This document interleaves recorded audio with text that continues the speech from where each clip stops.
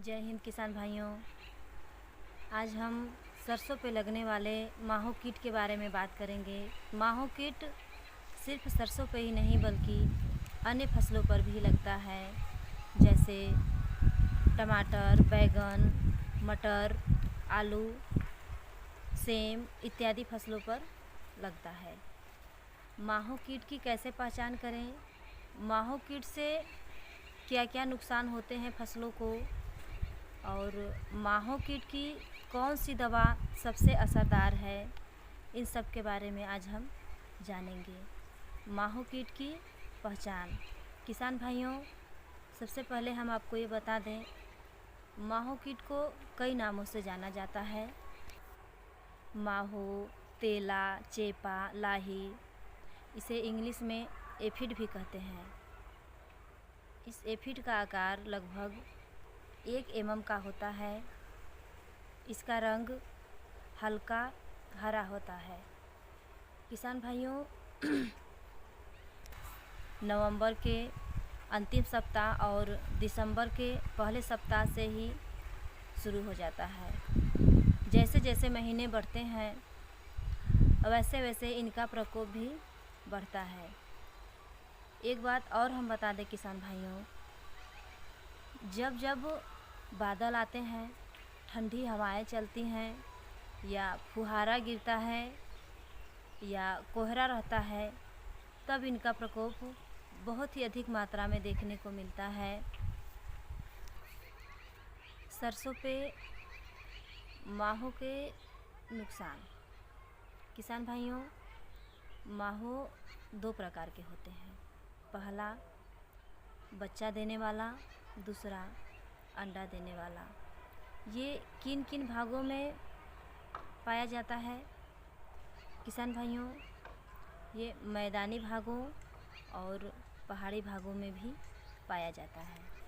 किसान भाइयों, मैदानी भागों में माहो का प्रकोप बहुत ही अधिक मात्रा में रहता है।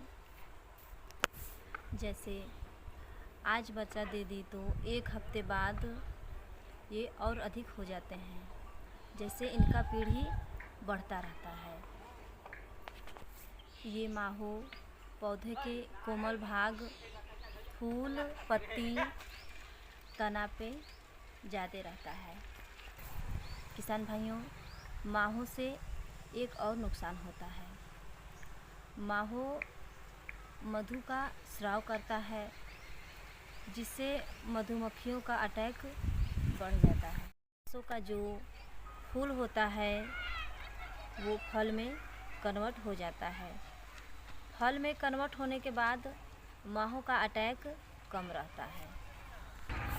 किसान भाई, माहो का जो दवा रहता है वो सिस्टमेटिक तरह से काम करता है। मतलब कीट इसे खाएगा तो भी मरेगा, छुएगा तो भी मरेगा। किसान भाइयों, कीट को 2 भागों में बांटा गया है, खाने चबाने वाला कीट और रस चूसने वाला कीट। किसान भाइयों, माहो का दवा 3 प्रकार से आता है। पहला इमिडाक्लोप्रिड 17.8% SL, जिसका डोज है 20 से 25 ml प्रति 15 लीटर पानी। दूसरा है थाइमेक्साम 25% WG, जिसका डोज है 15 ग्राम प्रति 15 लीटर पानी। और तीसरा है पिप्रोनिल 80% WG, जिसका डोज है 4 ग्राम प्रति 15 लीटर पानी।